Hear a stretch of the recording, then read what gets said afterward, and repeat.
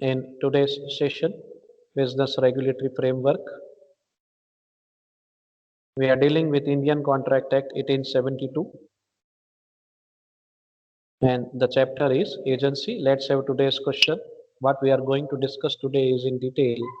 In previous session, friends, we have tried to cover what are the duties of the agent in agency contract as per Indian Contract Act 1872. Today we will try to cover now what are the rights of the agent for what he is entitled to recover from his principal under agency contract as per Indian Contract Act 1872. So let us try to understand now in detail what are the rights of agent. Just remember the basics.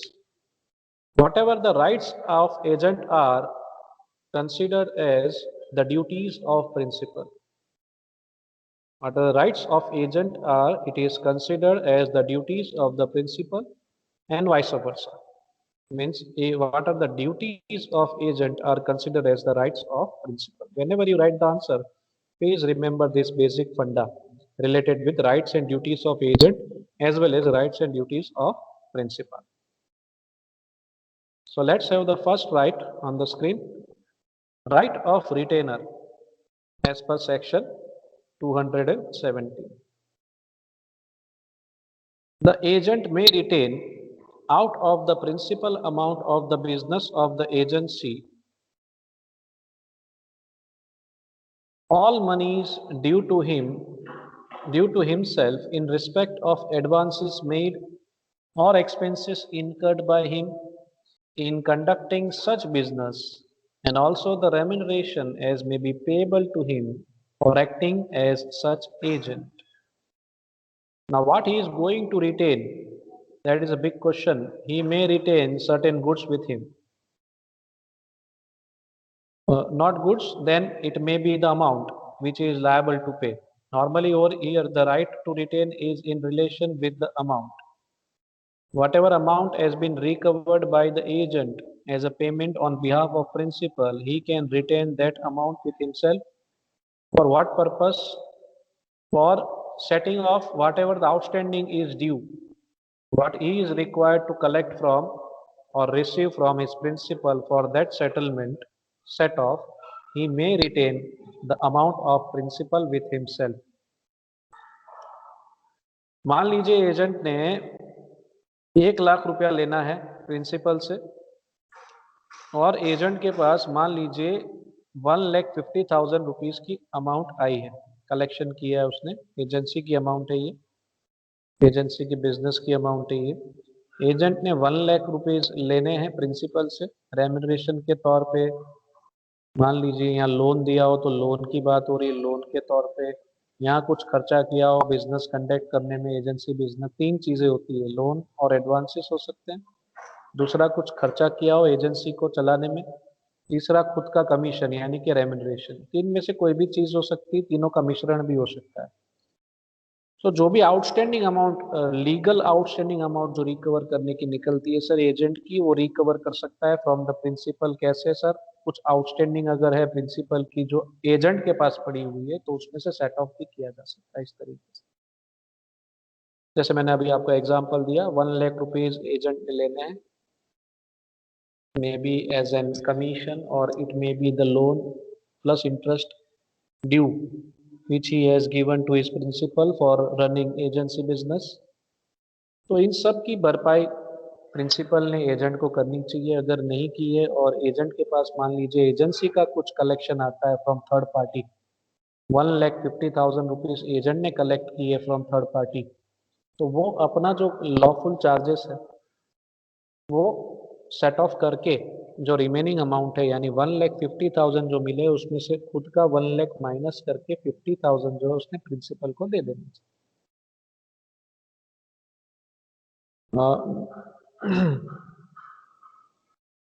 So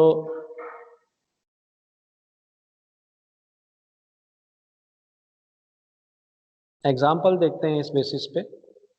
Dev, a factory owner, appoints a broker Bajrang to arrange some raw material for his factory. Bajrang introduced the supplier of that raw material to Dev, the supplier demanded some advance money which Dev was unable to pay. पहले हम party समझ लेते हैं। देव a factory owner यानी वो principal है, जिन्होंने एक ब्रोकर की अपॉइंटमेंट की यानी वो एजेंट है बजरंग। अब एजेंट से क्या कहा गया है, भाई हमें फैक्ट्री के लिए रॉ मटेरियल चाहिए, देव ने कहा बजरंग से, और आप इसकी अरेंजमेंट कीजिए। बजरंग एक सप्लायर से मिलता है, अरेंजमेंट करता है और देव से मिलवाता है कि सर ये रहे सप्लायर, आपको जो चाहिए आप बात कर लीजिए। एडवांस पेमेंट की बात हो रही थी जो प्रिंसिपल यानी कि देव कुमार नहीं दे पाए, यहाँ तक की स्टोरी है इस एग्जाम्पल के अंदर। आगे देखते हैं। Later on Dev directly contacted the supplier. जिस वक्त कांटेक्ट करवाया गया उस वक्त ट्रांजैक्शन पूरा नहीं हो पाया, बातचीत हुई, एडवांस मांगा गया, लेकिन देव के पास उस वक्त एडवांस अमाउंट नहीं था, तो उस वक्त ट्रांजैक्शन नहीं हो पाया। लेकिन कांटेक्ट किसने करवाया वो माइंड में रखना है। देव को थर्ड पार्टी से कांटेक्ट बजरंग ने करवाया, मीन्स एजेंट ने करवाया है। Later on Dev directly contacted the supplier and entered into a contract for supply of raw material. Bajrang is entitled to receive his remuneration. क्या यहाँ पे एजेंट को रेम्यूनरेशन मिलना चाहिए, प्रश्न ये खड़ा होता है सर। देव ने बाद में डायरेक्टली कांटेक्ट कर लिया थर्ड पार्टी से, सप्लायर से, और उसने उससे मटेरियल भी लिया, कॉन्ट्रैक्ट किया, मटेरियल भी डिमांड किया। तो क्या यहाँ पे एजेंट को कमीशन मिलना चाहिए, रेम्यूनरेशन मिलना चाहिए? बिल्कुल मिलना चाहिए, क्योंकि एजेंट के थ्रू ही ट्रांजैक्शन पॉसिबल हो पाया। थर्ड पार्टी से कांटेक्ट किसने करवाया? एजेंट ने करवाया। तो he is entitle, he has a right to receive remuneration. यहाँ पे इस सिचुएशन में एक की ड्यूटी बनती है, दूसरे की राइट्स बनती है। अगर प्रिंसिपल पे नहीं करता है remuneration, then Bajrang has a right to claim for remuneration in this situation. और प्रिंसिपल की ड्यूटी बनती है कि सामने से उसने उसका रेम्यूनरेशन देना चाहिए।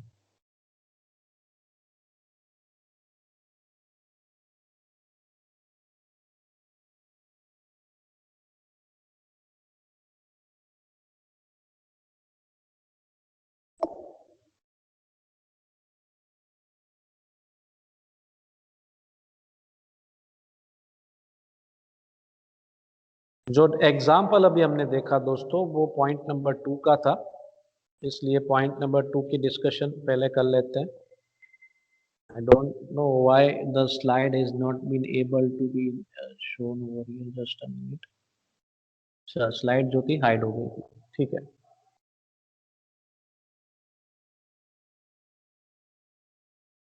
Friends, first point we have covered.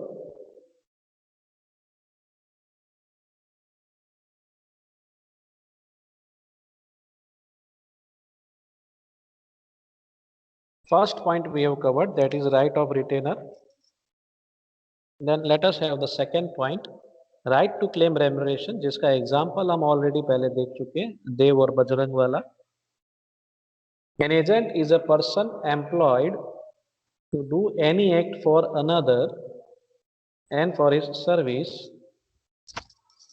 he is entitled to receive remuneration. The amount of remuneration shall be such as may be fixed by the terms of the agency. अब एजेंट की appointment कर रहे तो agent जो है normally free में काम नहीं करेगा सर, उसको आपने रेम्यूनरेशन देना ही पड़ेगा, और इसकी टर्म्स जो फिक्स की गई है as per the terms of the agency, आपने रेम्यूनरेशन देना पड़ेगा। नॉर्मली जितना सेल्स किया जाता है उसके बेसिस पे, depending on the percentage of sales, the amount of sales, the percentage of commission as a remuneration is decided under the agency. ऐसा होता है नॉर्मली कि भाई मान लीजिए आप 2 लाख का सेल करेंगे तो आपको 10% मिलेगा। 5 लाख का या 5 लाख से ज़्यादा का सेल करते तो आपको 15% मिलेगा। इस तरीके के स्लैब्स रेडी किए जाते हैं, नॉर्मली ऐसा होता है। और इसके हिसाब से जो भी टर्म्स फिक्स की गई हो एजेंसी में, उसके हिसाब से रेम्यूनरेशन रिसीव करने का अधिकार एजेंट का है। अगर रेम्यूनरेशन फिक्स नहीं किया गया हो, if the remuneration has not been fixed, the agent is entitled to receive a reasonable remuneration। तो जो भी reasonable amount बनता है remuneration का, जो customs and tradition चल रहा हो मान लीजिए, उसके हिसाब से उसको उतना मिलना चाहिए, remuneration, reasonable remuneration एटलीस्ट मिलना चाहिए। In the absence of the contract to the contrary, or agent is guilty of misconduct in the business of the agency, agent's right to receive remuneration would accrue only on the completion of the work. अब कोई विरुद्ध करार नहीं किया गया हो, या ऐसा हो सकता है कि एजेंट ने कुछ कार्य करने में गड़बड़ी कर दी हो, कुछ मिसकंडक्ट किया हो, मिसबिहेवियर किया हो, यानी उसने अपनी जिम्मेदारी अच्छे से नहीं निभाई हो, गिल्टी है, उसे गिल्टी फील हो रही है कि मैंने कार्य अच्छे से नहीं किया है, मिसबिहेव किया हो, मिसकंडक्ट किया हो, नेग्लिजेंसी की हो, प्रॉपर स्किल एंड इंटेलिजेंस का उपयोग नहीं किया हो, then agent's right to receive remuneration would accrue only on the completion of the work. जो समय सीमा दी गई थी उस समय सीमा के अंदर उसने काम नहीं किया हो सकता है डिले किया हो, तो उससे डिमांड किया जाएगा कि पहले काम पूरा कीजिए फिर आपको रेम्यूनरेशन मिलेगा। काम पूरा करने से पहले ही रेम्यूनरेशन की भी डिमांड करने लग जाए तो वहाँ उस पे कहा जा सकता है कि आप पहले काम पूरा करिए, you complete your work and as and when you will complete your work you will receive your remuneration. आधा अधूरा काम करके आप क्लेम नहीं कर सकते, वहाँ पे आपका अधिकार नहीं बनता, you must first complete your work. An agent is entitled for his remuneration when he has done what he had undertaken to do even though the contract is not completed. Agent से जो कार्य के लिए कहा गया हो, जो demand की गई हो, वो उसने कंप्लीट कर दिया हो, उसकी तरफ से कार्य पूरा हो गया हो तो उसे रेम्यूनरेशन मिल जाना चाहिए। फिर कॉन्ट्रैक्ट पूरा हो रहा है या नहीं हो रहा है वो उसकी जिम्मेदारी नहीं। जैसे कि अभी हमने एग्जाम्पल देखा देव और बजरंग वाला, उसमें ऐसा ही हुआ है, एजेंट से कहा गया कि सप्लायर की अरेंजमेंट करिए, रॉ मटेरियल खरीदना है, तो बजरंग ने सप्लायर की अरेंजमेंट तो कर दी, एजेंट ने सप्लायर की अरेंजमेंट तो कर दी, लेकिन देव के पास उस वक्त पैसे ही नहीं थे, he was not able to pay the advance money, तो उसमें एजेंट की कोई गलती नहीं, एजेंट ने तो अपना कार्य पूरा किया है। अगर उसने अपना कार्य पूरा किया है तो उसको अपना जो कमीशन मिलना चाहिए सर वो तो मिलना ही चाहिए। उसके बाद आप पीछे से कोई कॉन्ट्रैक्ट करते हो और आपको बेनिफिट हो रहा है, as a principal you must pay, it is the duty of yours as a principal to pay Bajrang his remuneration, agent his remuneration.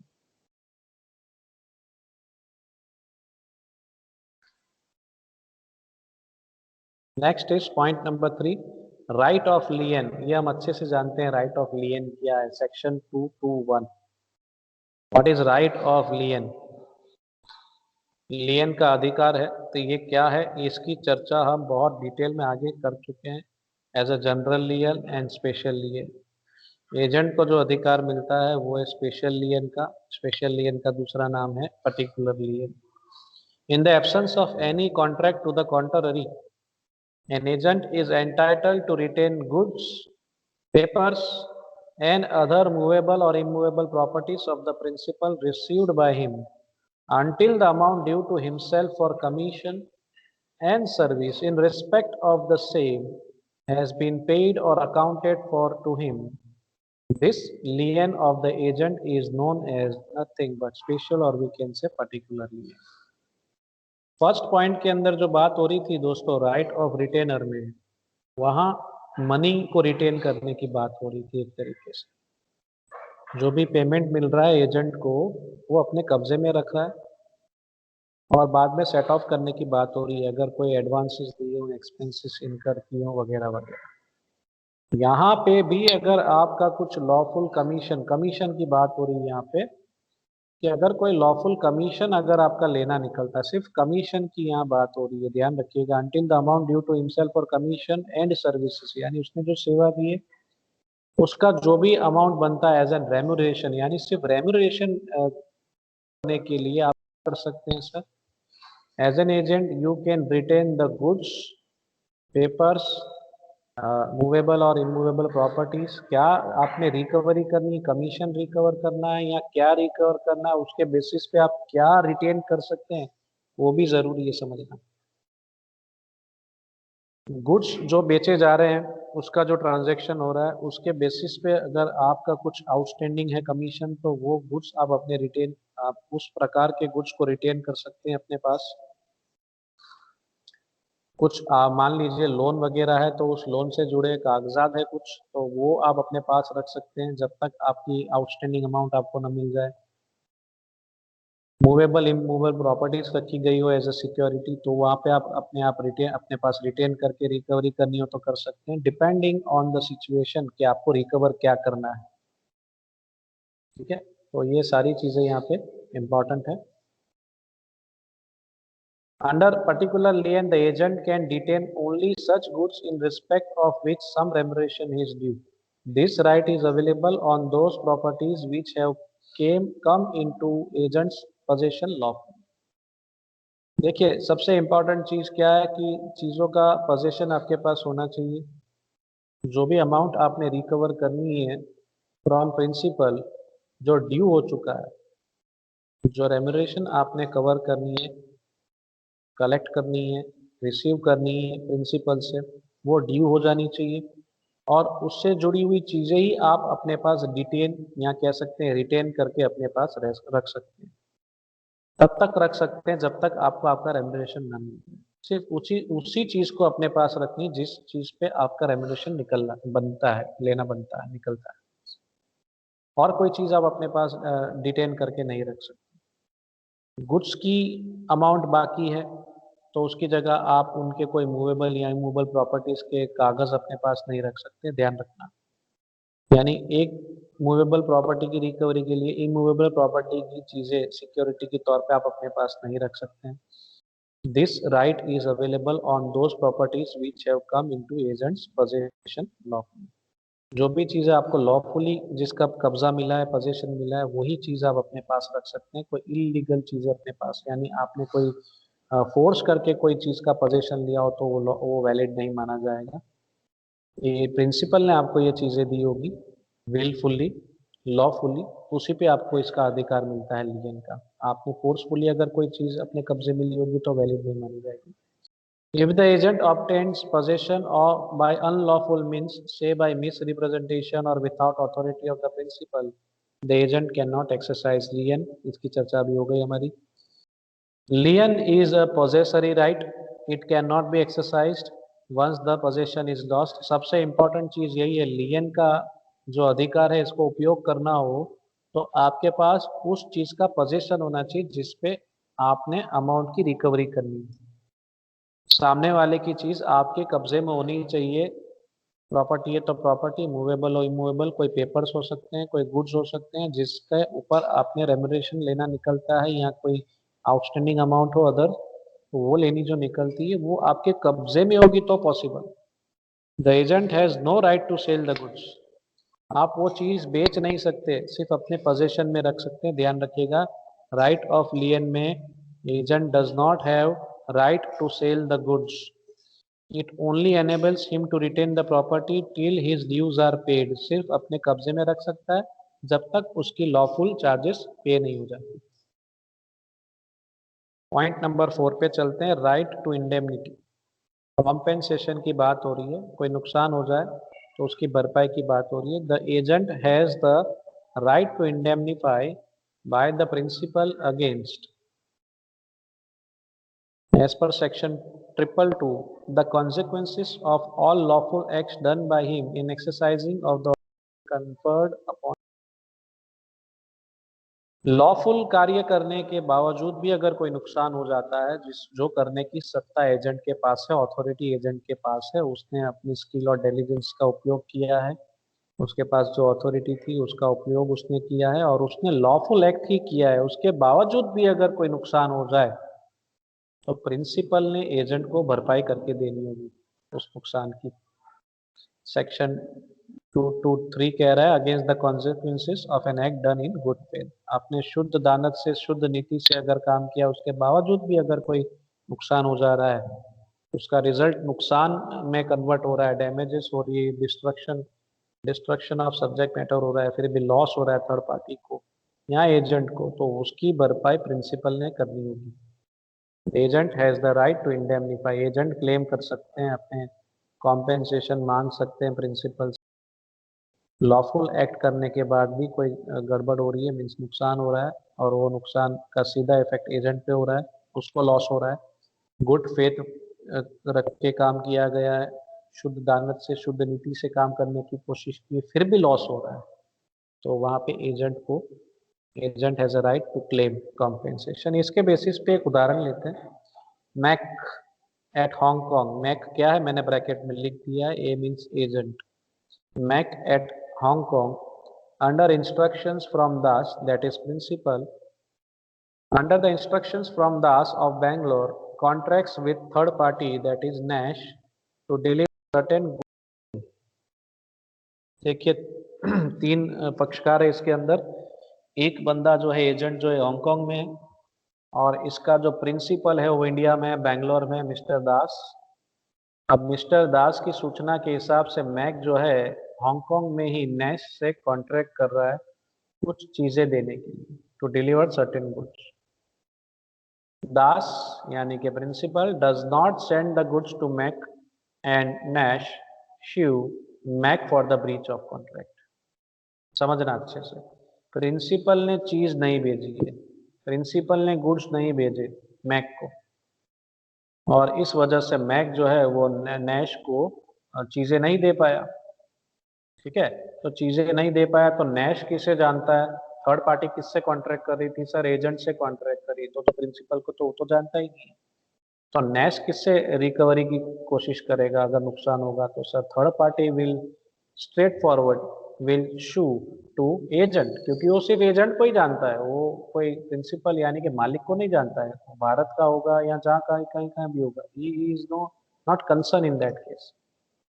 वो तो सिर्फ इतना जानता है कि मैंने कॉन्ट्रैक्ट मैक से किया है, मैक की जिम्मेदारी बनती है माल देने की, और मैक कहीं से भी ले आए, मुझे उससे कोई लेना देना, माल दो। अब होता क्या है sir, Mac informs Mr Das of the suit and Das authorised him to defend the suit. Mac जो है अपने मालिक से कहता है कि भाई थर्ड पार्टी ने यानी कि मिस्टर नैश ने मुझ पे केस कर दिया है, और जो प्रिंसिपल है वो उसे सत्ता देता है, ऑथोराइज करता है कि कोई बात नहीं, आप केस लड़िए, मैं आपके साथ हूँ, don't worry, you try to defend the suit, आप केस में अपने आप को बचाने की कोशिश करें, केस जीतने की कोशिश करें अपने हिसाब से। चलिए, तो मैक ने फिर क्या हुआ, Mac defends the suit and he is compelled to pay damages and cost. यानी मैक ने केस लड़ा, लेकिन उसमें उसे नुकसान हुआ, मीन्स अल्टीमेटली केस लड़ा लेकिन वो जीता नहीं है, उसकी जो भी डैमेजेस हुई, मीन्स जो भी लॉफुल चार्जेस हुए उसे पे करने पड़े थर्ड पार्टी को, नैश को। So he is compelled to pay damages and cost to Mr third party, that is third party is Mr Nash. Das is liable to Mac for such damages cost and expenses. यहाँ पे Mac की कोई गलती नहीं है, agent की कोई गलती नहीं है, एजेंट ने ऑर्डर लिया थर्ड पार्टी से, और वो भी किसके कहने पे ऑर्डर लिया, दास के कहने पर, एज पर हिज इंस्ट्रक्शंस। ठीक है, और प्रिंसिपल की ड्यूटी बनती थी कि माल सही टाइम पे सही समय पे भेजा जाए। फिर एजेंट ने भी अगर ऑर्डर लिया हो और प्रिंसिपल से बात की हो, प्रिंसिपल ने कहा ठीक है मैं सप्लाई करूंगा, तो फिर प्रिंसिपल की जिम्मेदारी बन जाती है, फिर उसको सूचना दी हो या ना दी हो, डजेंट मैटर। तो यहाँ पे Mr Das is liable to Mac his agent for such damages cost, जो भी खर्चा हुआ है, जो भी नुकसान हुए हैं, वो सारे के सारी भरपाई करके देनी पड़ेगी। यही पॉइंट को आगे कंटिन्यू किया गया है। Right to indemnity extends to all losses and expenses incurred by the agent in conduct of the business. An agent, however, has no right to be indemnified against the consequences of criminal acts. Agent का अधिकार बनता है कि जो भी losses हुए, expenses हुए in carrying the business of agency, sir उसको उसकी भरपाई होनी चाहिए, उसे मिलनी चाहिए, अगर उसकी कोई गलती ना हो तो।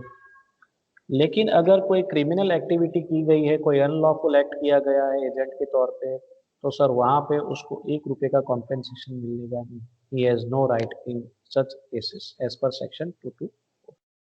इस पे एक उदाहरण है, P employs A to put to fire P's growing crops. A employs P employs A to put to fire trees growing crop and agrees to indemnify A against all consequences of the act। देखिए क्या कहने को कह रहे हैं, principal जो है एक एजेंट से यूं कह रहे हैं कि थर्ड पार्टी है उसकी जो ग्रोइंग क्रॉप्स है उसको डिस्ट्रॉय कर दीजिए आप, जो उसकी फसल है उस फसल को आप डिस्ट्रॉय कर दीजिए, आग लगा दीजिए उसमें। यानी किसी की प्रॉपर्टी को नुकसान पहुंचाने की बात की जा रही है। ये अनलॉफुल एक्ट है, क्रिमिनल एक्ट है, ऑफेंस है, ऐसा नहीं करना चाहिए। ऐसा कॉन्ट्रैक्ट करने की कोशिश की जा रही है सर यहाँ पे। So agrees to indemnify A against all फिर प्रिंसिपल एजेंट से यूं भी कह रहे हैं, P is principal, A is agent, T is third party. Principal जो एजेंट से यूं भी कह रहे हैं कि कोई भी प्रॉब्लम हुई तुझे मैं बैठा हूँ, मैं देख लूंगा, उसकी भरपाई मैं कर दूंगा बस। A accordingly puts fire to T's growing crops and is made to pay damages to T. A ने ऐसा किया वापिस, ए ने जैसा प्रिंसिपल ने कहा इलीगल एक्ट कर भी दिया और ए को इसकी भरपाई करनी पड़ी। बाद में पता चला कि ए ने ऐसा किया है, एजेंट ने ऐसा किया, थर्ड पार्टी ने उससे रिकवरी की। P is not liable to indemnify A due to unlawful act. Loss किसे होगा सर? लॉस ए को ही होगा, एजेंट को ही होगा। एजेंट को भी समझ पड़ती है सर कि ये क्रिमिनल एक्ट है, ये नहीं करना चाहिए। हमको आइडिया है लॉफुल क्या है, अनलॉफुल क्या है। तो अगर आप जानबूझ के आपको पता है फिर भी आप क्रिमिनल एक्ट करते हो सर, तो वहाँ पे आपको कोई भी कॉम्पेंसेशन मिलने वाला नहीं है, आप खुद जिम्मेदार हो। राइट टू कॉम्पेंसेशन, ये तो अभी हमने एक तरीके से सारी चर्चा में कॉमन हो गया, कॉम्पेंसेशन मिलना ही मिलना है। The agent has the right to receive compensation for the injuries or losses suffered due to the principal's neglect or want of skill। अब वहाँ जो था वो एजेंट की लापरवाही की वजह से, एक तरीके से एजेंट ने कुछ गड़बड़ की हो और उसका डायरेक्ट रिजल्ट जो है सर प्रिंसिपल की वजह से। डिपेंड्स ऑन द सिचुएशन, क्या सिचुएशन है। यहाँ जो कॉम्पेंसेशन की बात हो रही है सर, वो इंजरी अगर कोई होती है एजेंट को या उसकी नेग्लिजेंसी की वजह से। किसकी नेग्लिजेंसी की वजह से? प्रिंसिपल की कोई नेग्लिजेंसी की वजह से अगर कोई नुकसान होता है तो सर वहाँ पे उसकी भरपाई होगी चाहिए। Agent he has a right, he is entitled to recover the compensation. Section 225 to do lawful act, section 188 जो कुछ करना है सर लॉफुल करना है, लीगल एक्टिविटी करनी है। अभी जैसे हमने चर्चा की इलीगल एक्टिविटी बिल्कुल नहीं करनी है। An agent having an authority to do an act has authority to do every lawful things which is necessary in order to do such acts। जो सत्ता मिली है सत्ता के अंदर काम करना है, सत्ता के ऊपर जाके कोई काम करना नहीं है, आउट ऑफ द लिमिट जाके काम नहीं करनी है, आउट ऑफ पावर या बियॉन्ड द लिमिट्स या बियॉन्ड द पावर्स जाके, बियॉन्ड द अथॉरिटी जाके काम नहीं करना है। कोई भी लॉफुल काम करना है, लॉफुल एक्टिविटी करनी, अनलॉफुल एक्टिविटी करनी नहीं है। इन सब चीज़ों का ध्यान रखना है एजेंट ने अपने आप। इन एमरजेंसी, सेक्शन 189 ड्यूटीज में भी था, राइट्स में भी है। In an emergency agent has authority to do all such acts for the purpose of protecting his principal interest या प्रिंसिपल फ्रॉम लॉस। ये इसका ड्यूटी भी बनता है, राइट भी बनता है। अपने प्रिंसिपल को बचाने की कोशिश की जा रही है, एक तरीके से उसकी ड्यूटी है, लेकिन अधिकार है उसका, अथॉरिटी भी मिलती है। एजेंट के पास ये अधिकार भी है, उसकी ड्यूटी ये बनती है कि अपने प्रिंसिपल को नुकसान से बचाना है और ये उसका अधिकार भी है। तो कुछ चीज़ें ऐसी है, ड्यूटी भी बनती है और राइट्स भी बनती है, तो ये उसमें से एक है। उसका अधिकार भी है और उसकी ड्यूटी भी है कि अपने मालिक को नुकसान ना हो, और उसके पास ये सत्ता है कि अपने मालिक को नुकसान में से बचाना है। क्यों? तभी तो एजेंसी आगे चलेगी और वो एजेंसी में रह पाएंगे दोनों, प्रिंसिपल है तो एजेंसी है, और अल्टीमेटली एजेंट रहेगा अंदर और एजेंट का घर चलेगा, उसको भी रेम्यूनरेशन मिलेगा, कमीशन मिलेगा। तो ये सब एक दूसरे से इंटरलिंक्ड है। तो appoint substitute agent, substitute agent कौन आता है हमें अच्छे से याद है।